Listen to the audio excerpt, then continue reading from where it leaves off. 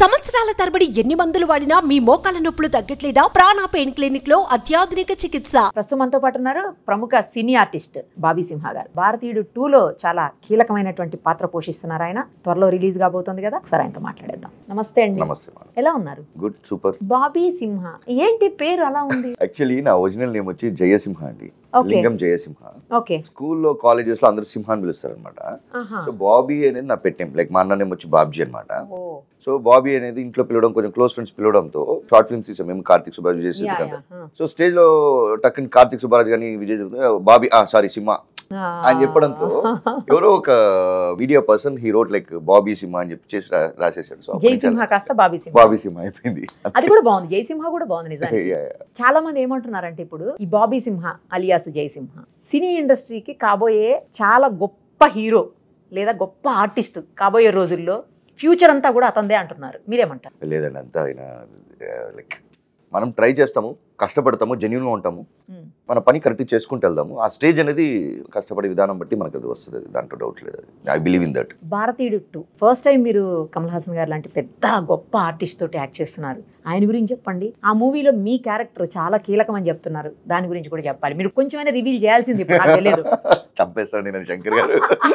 ఇన్ని రోజులు ఆగారు, 2 రోజులు ఆగండి అంతేనా? ఫ్రైడే ఎలాగో cinema release July 12th, so you will come to know. First actually నేను ఐ ఆడియో లాంచ్ నేనే హోస్ట్ చేశానండి. చీఫ్ గెస్ట్ వాజ్ అర్నాల్డ్ అనమాట, అర్నాల్డ్ శ్వార్జ్నెగ్గర్ అండ్ రజనీ సార్ అంతా ఉన్నారు. అర్నాల్డ్ శ్వార్జ్నెగ్గర్. ఆ టైంలో నాకు ఇట్లా శంకర్ సార్ టీం నుంచి నెల్సన్ ఉన్నాడు కదా, జైలర్ డైరెక్టర్, అతని నుంచి కాల్ వచ్చి ఇట్లా హోస్ట్ చేయాలి. నాకు అది రాదు బా, నేను I'm not prepare to that. నాకు స్క్రిప్ట్ ఇస్తే I can do it, I can improvise, I can do it. ఇలా స్పాంటేనియస్గా ఒక ఇది నా దగ్గర అది లేదు. యాక్చువల్లీ నా దగ్గర లాంగ్వేజ్ బ్యారియర్ కూడా ఉంది. తెలుగు సగం ఉంటుంది, మళ్ళీ తమిళ్. సో మైండ్ వచ్చి కొట్టి మళ్ళీ మిక్స్ అయిపోతుంది. So that's a problem. లేదు మీరే చేయాలి, ఓకే అని చెప్పి సో దాన్ని హోస్ట్ చేశాను నేను. హోస్ట్ చేసినప్పుడు ఇట్ వాస్ ఫస్ట్ స్క్రిప్ట్ ఉండింది అనమాట. స్టేజ్కి వెళ్ళిన తర్వాత స్క్రిప్ట్ లేదు, ఏం లేదు, ఫ్లోతో వెళ్ళిపోదాం అన్నారు. సో దాంట్లో చాలా జరిగిపోయినాయి. సో అప్పుడు అర్నాల్డ్ గారు వచ్చి టక్ ఆయన ఇన్ మిడ్ ఆఫ్ బాడీ అట్లా నుంచి దగ్గర కంప్లీట్ చేస్తున్నారు. ఆయన వచ్చి ఆయన స్పీచ్ కంప్లీట్ అయిపోతుంది. నాకు అక్కడి నుంచి టాక్ నుంచి నెల్సన్ లేదు తలేవా stopping will call everybody the stage and will fetch off the audio line. నాకు స్టాప్ అనడం మాత్రం తెలుసు. ఆయన మాట్లాడుతుంది, చేయి పెట్టి ఆయన షోల్డర్ మీద మైక్ పెట్టుకుని, సార్ ఒక్క నిమిషం మీరు పర్మిషన్ ఇస్తే నేను రజనీ గారిని, రహమాన్ గారిని, శంకర్ సార్ గారిని అందరిని పైకి రమ్మంటారు, దాన్ని వీకెన్ అంటే చెప్పేసి నా పట్టి నేను అనౌన్స్ చేయడం ఆయన I do it in my way అని చెప్పి ఆయన చేసి అప్పుడు రిపోర్టర్స్ అంతా వచ్చి రాయడం మీడియాలో ఏంటంటే అసాల్ట్గా అర్నాల్డ్ మీద చేసిన అసాల్ట్ సేదు అని చెప్పి రాశారు అనమాట. So assault series my Jigarthanda గారు. ఆ రోజు I was so depress in the sense, అయ్యో మనం చెడగొట్టామేమో అనుకుని ఉన్నప్పుడు సడన్ గా డిన్నర్ పార్టీకి రమ్మన్నారు. So after launch, so dinner వెళ్ళినప్పుడు ఇప్పుడు శంకర్ సార్ని కలిసినప్పుడు, సార్ ఇట్లా ఐఎమ్ సారీ సార్, నాకు తెలియదు సార్, ఇది అదేం పర్వాలేదు, ఇవన్నీ it's happens, but you manage it అని చెప్పాను. సో అప్పుడు ఆయన అడిగాను, సార్ మీ ఏదన్నా మీ సినిమాలో ఒక చిన్న రోల్ ఉంటే ఇవ్వండి సార్, నేను చేస్తానంటే అప్పుడు చూడడం పెద్దగానే చేద్దాము అన్నారు. ఇంత పెద్దగా అనుకోలేదు. నిజంగా నేను అనుకోలేదు. సో దాని తర్వాత సడన్ గా ఒకరోజు ఆఫీస్లో కాల్ రావడం, ఇట్లా చెప్పడం, సార్ని వెళ్ళి కలవడం, దెన్ ఇనారేటెడ్ మీద స్క్రిప్ట్ వినడం, లాస్ట్లో నాకు కళ్ళలో నీళ్ళు వచ్చేసినాయి. ఆ క్లైమాక్స్ ఉండడం, భారతీయుడు 2 క్లైమాక్స్ ఉండగానే, sir yes you deserve this అని చెప్పి ఆయన చూడడం, మళ్ళీ చెప్పడం అనేది లైక్ ఇట్స్ ఎ డ్రీమ్. ఈ డ్రీమ్తో ఇంకోటి ఏంటి, శంకర్ గారు సినిమాలో చేయాలని ప్రతి యాక్టర్కి ఒక డ్రీమ్ ఉంటుంది, ప్రతి యాక్టర్, అందరికీ అది రాదు. ఆ డ్రీమ్లో నాకు ఇంకో యాడ్ ఆన్ ఏంటంటే కమల్ గారితో పనిచేయడం. ఆయన పక్కన నించోవడమే, ఆయన ఎంత పెద్ద మహానటుడు అని మీకు నాకు ఇంకా ఆయన గురించి ఒక్క మాటలో చెప్పాలంటే, సినిమాకు ఇంకొక పేరు అని పెడితే దాని పేరు కమల్ హాసన్ పెట్టాలి. ఇది నా అభిప్రాయం, నా పర్సనల్ అభిప్రాయం. సో మల్టీ టాలెంటెడ్ ఆయన తెలియని విషయం అంటూ లేదు. 24 క్రాఫ్ట్స్లో అంత 100% ఉంటారు ఆయన. మన ఇండియాకి టెక్నాలజీ తీసుకొచ్చింది ఆయన, ఫస్ట్ డిజిటల్ తీసుకొచ్చింది ముంబై ఎక్స్ప్రెస్. మేకప్ ప్రాస్థెటిక్ అనేది తెచ్చింది ఆయన, ఇండియన్ ఫస్ట్ ఇండియన్. సో ఇలా అన్నిట్లోనూ స్క్రీన్ ప్లే విధంగా కానివ్వండి, ఏ విధంగా కానివ్వండి, ఒక ఎక్స్పెరిమెంటల్గా ఒక కొత్త ఇన్వెన్షన్ అనేది ఇండస్ట్రీకి ఇచ్చింది కమల్ హాసన్ గారు. సో అలాంటి ఒక వ్యక్తి పక్కన మనం నించుని ఆ స్క్రీన్ స్పేస్ షేర్ చేయడం అనేది ఫస్ట్ షాట్ అయితే నాకు ఒక ఓకే, ఆయన సేనాపతి, నువ్వు ప్రమోద్, ఇది మైండ్ లో పెట్టుకో, బిఎల్ యాక్టర్ అని చెప్పి అలా చేసుకుని చేశాను అనమాట. It was a great experience with Kamal sir. అంటే ఏదైనా తప్పు చేశారా ఆయన ముందు యాక్టింగ్ లో?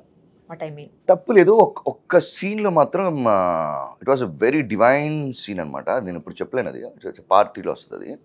సో ఆ సీన్లో ఉన్న దాంట్లోనే నేను హైలో ఉన్నాను యాక్చువల్గా. దాంట్లో ఆయన చెప్పేటప్పుడు ఒక చోట ఎక్కడో నేను స్టక్ అయిపోయాను. బికాస్ ఒక చిన్న మూమెంట్ ఒకటి కావాలి, ఏంటో నాకు అర్థం కావట్లేదు, సంథింగ్ ఈజ్ మిస్సింగ్ అన్నట్టు మాత్రం ఉండింది.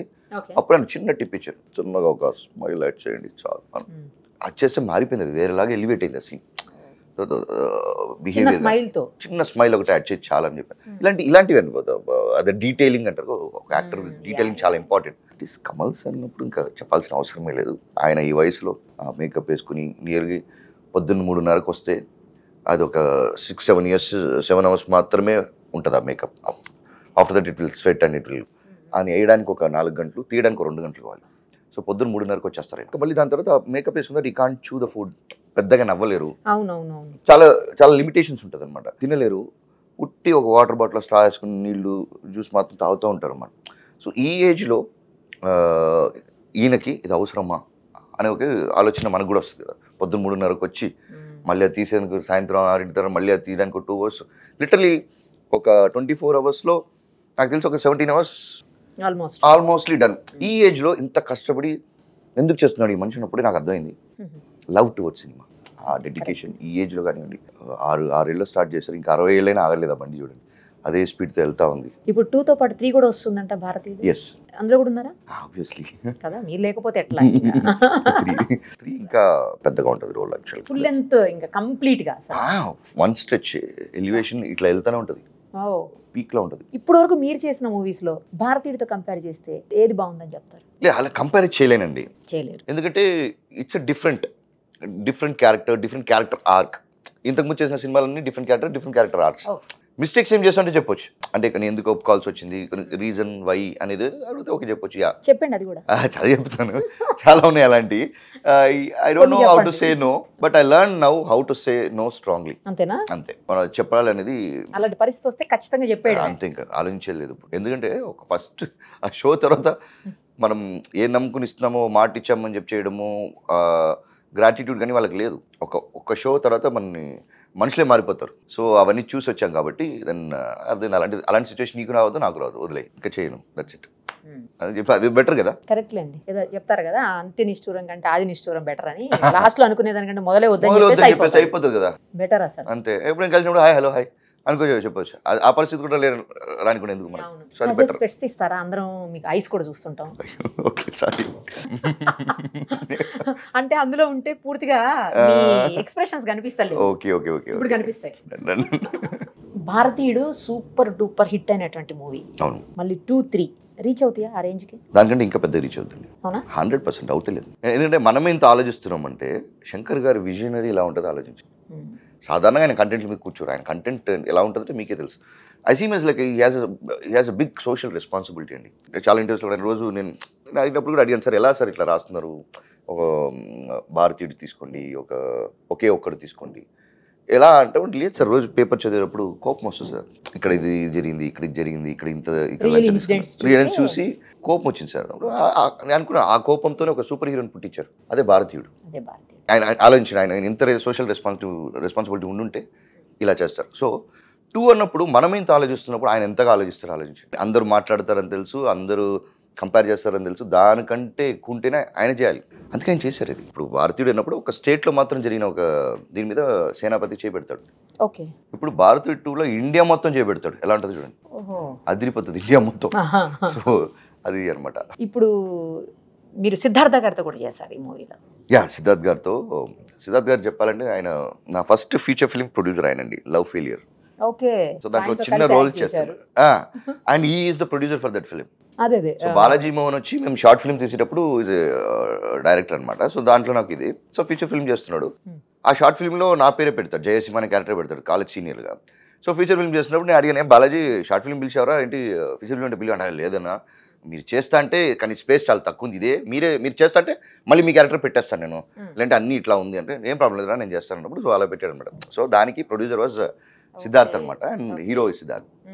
సో దాని తర్వాత మేము మళ్ళీ జిగర్దండ చేసాము, అదే తెలుగులో గద్దలకొండ గణేష్. ఎస్, వరుణ్ చేశారు కదా అది. సో గద్దలకొండ గణేష్ అనమాట, అది జిగర్దండ అయింది. జిగర్దండలో we had very good rap. And after that ఒక మలయాళం సినిమా చేసాం, ఖమారా సంభవం అని చెప్పి. దిలీప్ గారు, నేను, సిద్ధార్థ్ ముగ్గురం చేసాము. బట్ నాకు సిద్ధార్థ్కి స్క్రీన్ స్పేస్ అనేది లేదు, ఒక మీటర్లో వెళ్తుంటుంది, నాది 1 మీటర్లో ఉంటుంది, స్క్రీన్లో ఒక్కటిగా ఉన్నాము. దాని తర్వాత ఇప్పుడు భారతీయుడు 2 and 3 అదే గ్రోత్ అని ఉంది కదా, అవును. చూస్తున్నప్పుడు ఆయన రీసెంట్గా ఆయన చిత్తా సినిమా చూశాను నేను, సూపర్ డూపర్ హిట్ అండి తమిళ్లో. The way he choose the script, దాన్ని ఆయనే ప్రొడ్యూస్ చేశారు. And the way he behaved actor గా డే బై డే ఆయన మెచ్యూరిటీ లెవెల్ ఇంక్రీజ్ అవుతూనే ఉంది. కానీ లుక్ వైజ్ అలాగే ఉన్నాడు, బాయ్స్ లో ఉన్నట్టే ఉన్నారు ఆయన.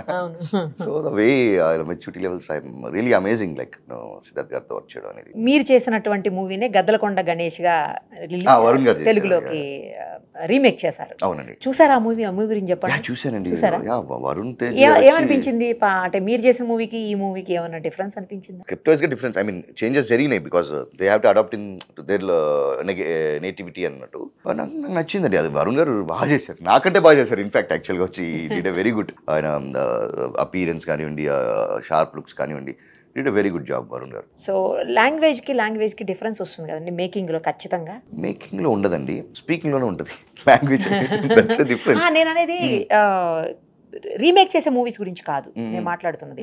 తమిళ మూవీ చేసేటప్పుడు ఒక రకమైన టేకింగ్స్ ఉంటాయి, తెలుగు అయితే వేరే రకంగా ఉంటుంది, కన్నడ అయితే ఇంకో రకంగా. It depends upon the script అండి. ఇప్పుడు ఒక యూనివర్సల్ స్క్రిప్ట్ తీసుకుంటే, యూనివర్సల్ కంటెంట్ తీసుకుంటే దెర్ ఇస్ నో మన ఇక్కడ అనేది ప్రాబ్లం లేదు. When you take like scripts like ఒక నేటివిటీ బేస్డ్ ఉన్న స్క్రిప్ట్స్ తీసుకున్నారు అనుకోండి. ఇప్పుడు సింపుల్గా చెప్పాలంటే బలగం అని ఒక సినిమా ఉంది, అది ఒక తెలంగాణలో జరిగే ఒక నేటివిటీ బేస్డ్ కానీ ఒక కాంటెంట్ అది. ఇప్పుడు అలాగే తమిళ సినిమా మీరు చూడొచ్చు, ఇప్పుడు మధురై బేస్డ్గా ఉన్న ఒక పరుతివీరన్ లాంటి సినిమా కూడా తీసుకోండి.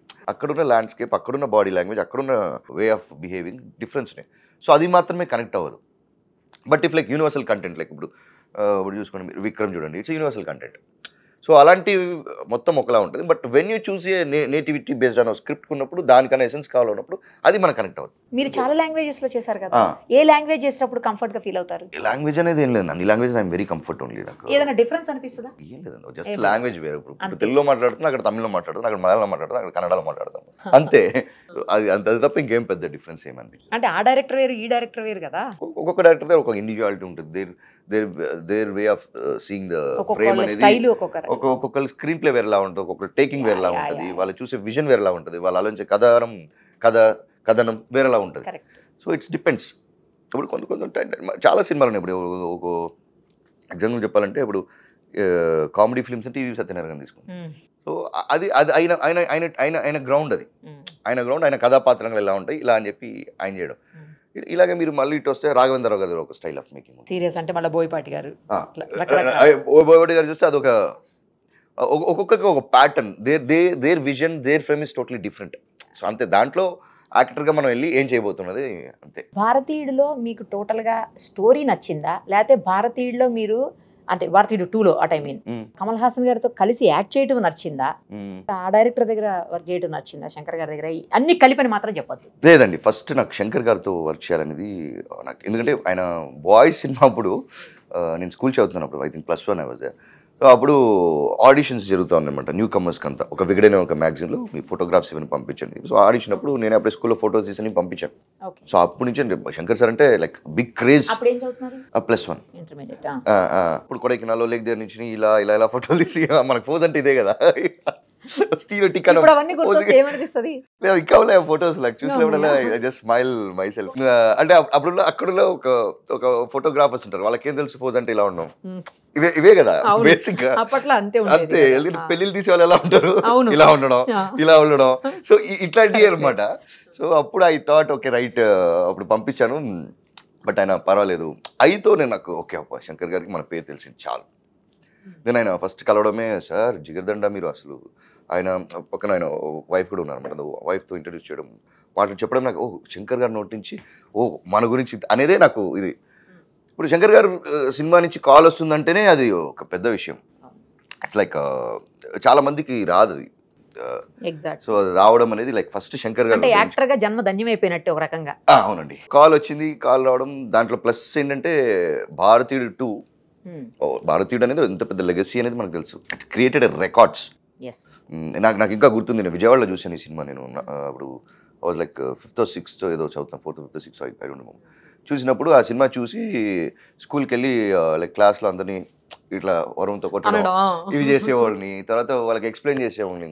కమల్ హాసన్ ఇట్లా అని పరిగెత్తుకుంటూ వెళ్తాడు, టక్కుని చూస్తే ఉడుములా మారుతాడు, తర్వాత లైన్గా విజువల్. సో ఆ విజువల్స్ అన్నీ నాకు కొత్తగా ఉన్నాయి. అండ్ కంగారోస్ని చూడడము, లైక్ ఎక్స్ప్లోరింగ్ ద ఆస్ట్రేలియా అవన్నీ ఉన్నాయి కదా. So that was new to me and I was explaining everybody అనమాట. సో అలాంటి ఇవన్నీ చూసి మనం ఆయన సినిమాలో ఉండడం అనేది. కానీ ఆ క్షణంలో మీరు ఊహించుండరు భారతీయుడు 2 ఒకటి వస్తుంది, అందులో మీరే మెయిన్ రోల్లో కూడా యాక్ట్ చేస్తారు అని. అవును కదా? లేదు, నేను పేపర్లో చూసాను భారతీయుడు 2 వస్తుంది, తర్వాత వచ్చి భారతీయుడు 2లో వచ్చి సిద్ధార్థ్ కాస్ట్ అయ్యారని చెప్పి ఓకే రైట్. నేను చెప్తుంది ఇప్పుడు కాదు, మీరు భారతీయుడు మూవీ చూసిన రోజున ఛాన్సే లేదు, ఛాన్సే లేదు, ఛాన్సే లేదు. అన్ఎక్స్పెక్టెడ్ ఇది. అవును, అన్ఎక్స్పెక్టెడ్ గ్రేస్, గాడ్ గ్రేస్ అని చెప్పుకుంటారు. ఆల్ ది వెరీ బెస్ట్ అండి సింహ గారు. థ్యాంక్ యూ డెఫినెట్ గా 2, 3 అసలు ఫస్ట్ భారతీయుడి కంటే కూడా సూపర్ డూపర్ హిట్ కావాలని, మీరు ఇలాంటి క్యారెక్టర్స్ ఇంకా మంచి మంచివి చాలా చేయాలని రాబోయే రోజుల్లో. ఎలాగూ తమిళ గుండెల్లో ఉన్నారు, అభిమానుల గుండెల్లో, తెలుగు వాళ్ళ అభిమానుల గుండెల్లో కూడా చిరకాలం మీరు నిలిచిపోవాలని మనస్ఫూర్తిగా కోరుకుంటూ ఆల్ ది వెరీ బెస్ట్ అండి. Thank you so much. Suman టీవీలో మీ పర్సనల్ అండ్ బిజినెస్ ప్రమోషన్స్ కోసం కింది నెంబర్కి కాంటాక్ట్ చేయండి.